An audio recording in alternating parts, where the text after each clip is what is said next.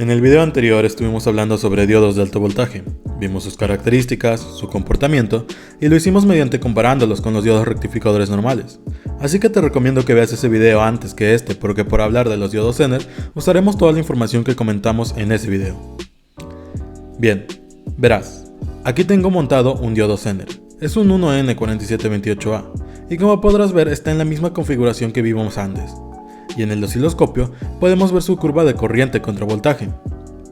Ahora, lo que hace diferente a un diodo Zener de un diodo rectificador normal es la forma en la que lo usamos, porque habíamos quedado en que todos los diodos dibujan esta forma cuando los parametrizamos. Entonces, nosotros usábamos un diodo rectificador por dos cosas. Uno, porque esperábamos que en polarización directa no opusiera ninguna resistencia a la corriente, y dos, porque esperábamos que en polarización inversa oponga una resistencia muy grande al paso de la corriente. Y lo mismo con los diodos de alto voltaje. Sin embargo, con el diodo Zener es diferente porque no nos importa mucho si se opone o no al paso de la corriente en polarización directa. Lo que nos importa es cómo funciona en polarización inversa, es decir, cómo funciona en el tercer cuadrante. Verás, como establecimos, tanto en inversa como en directa, si a un diodo se le aplica un voltaje lo suficientemente grande, entonces circulará una corriente a través de este. Sin embargo, sucede algo especial. En una resistencia, entre más corriente se le hace circular, más grande es la caída de voltaje que se genera en esta. Sin embargo, en el diodo esto es solo verdad hasta cierto punto. Resulta que en los extremos de la gráfica podemos ver cómo, aunque la corriente aumente enormemente, el voltaje ya no crece. Esto es gracias a su comportamiento exponencial. Por lo que si cambios en la corriente no crean cambios en el voltaje, entonces podemos aprovechar esta característica no lineal. Y justo eso es para lo que están construidos los diodos Zener.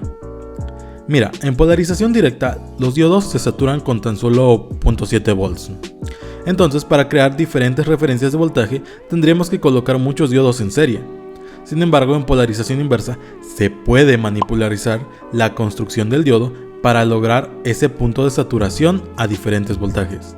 3, 5, 7, 9, 12, 15, 18, 30 volts, lo que se necesite. Entonces, un diodo rectificador lo usamos para bloquear la corriente en un sentido y dejarla pasar en el otro. Y un diodo Zener lo usamos para crear una referencia de voltaje. Estas son las principales diferencias entre uno y otro. No voy a ahondar en las diferentes aplicaciones que se le pueden dar a un Zener.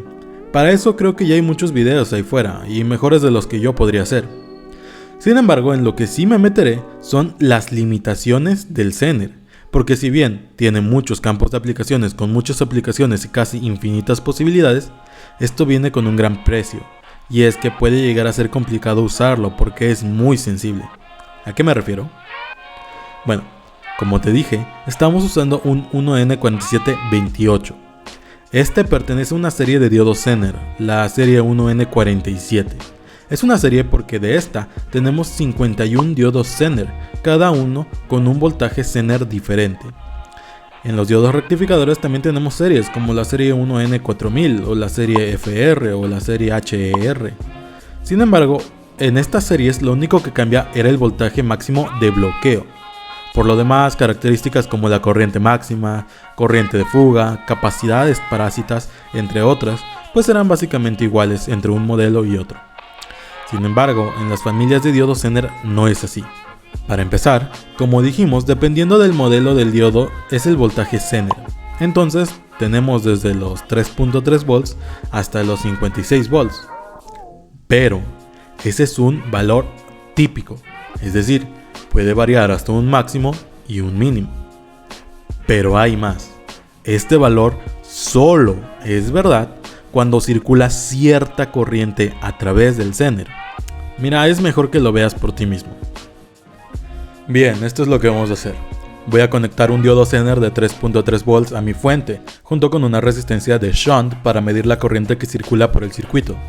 Por lo tanto, con un multímetro mediré el voltaje aplicado a todo el circuito, con otro el voltaje aplicado a la resistencia y con otro el voltaje en el Zener. Recabaré datos, graficaremos y analizaremos. Mientras hago todas las mediciones, déjame explicarte un poco qué podemos esperar de lo que estamos haciendo.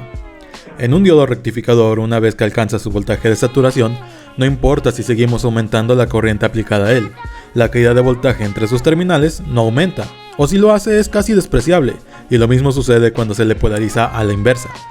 Una vez que alcanza su voltaje de ruptura y el efecto de avalancha ocurre, aunque empieza a circular mucha corriente, el voltaje entre sus terminales ya no crece. Por lo tanto, si eso sucede en un rectificador que no está construido para eso, en un Zener que sí lo está, pues deberíamos de ver el mismo comportamiento, y por eso estamos haciendo esto. Estamos midiendo la corriente y voltajes del Zener para comprobar que la teoría se cumpla. Y bueno, esta es la gráfica resultante.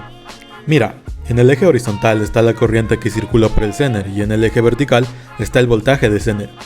Lo primero que podemos notar es que tiene un comportamiento logarítmico, justo como esperábamos que fuera, pero no con los valores que esperábamos.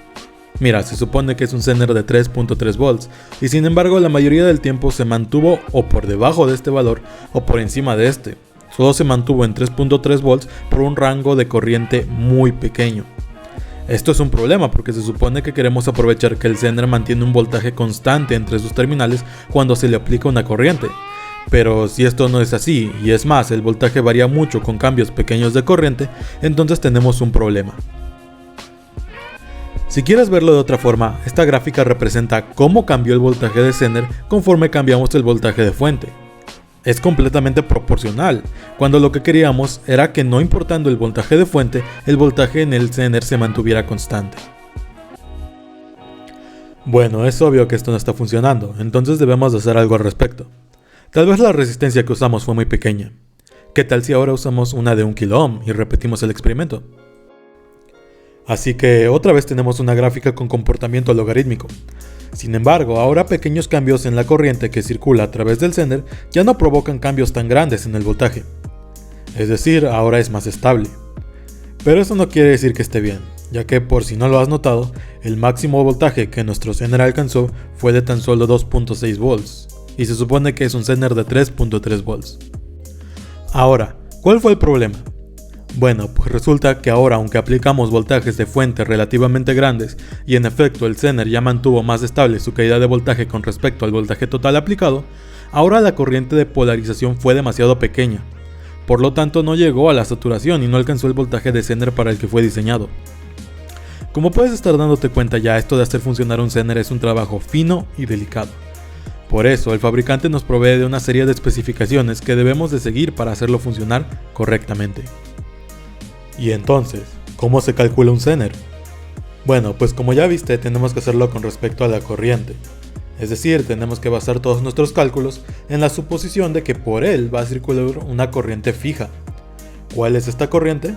Bueno, pues esta es la corriente de test, que viene especificada en nuestra hoja de datos. Una vez conocida esta corriente, se calcula como cualquier otro diodo, como calculas un LED y su resistencia de protección, por ejemplo. Para mi voltaje de fuente y mi modelo de diodo específico, resulta que yo tengo que usar una resistencia de 150 ohms. Así que si ahora comprobamos, eso se ve mucho mejor. Tal vez aún no veas la diferencia, pero para eso estoy yo, para explicártela. Mira, de entrada podemos ver que sí llega a los 3 volts, no como con la resistencia de 1K. Y también que se mantiene en ese margen por un rango de corriente mucho más amplio, no como la de 1 ohm. Esto es más obvio aquí. Como puedes ver, ahora aunque el voltaje de entrada varió ampliamente, se mantuvo mucho más estable el voltaje de Zener. Como te darás cuenta, el Zener es un dispositivo complejo. No es fácil de usar. Sin embargo, eso no quita que sea muy útil. Y aunque aquí no vimos ninguna aplicación, eso no quita que en el futuro puedas subir algunas de estas. Espero que te haya gustado el video, y si es así, nos vemos en el próximo.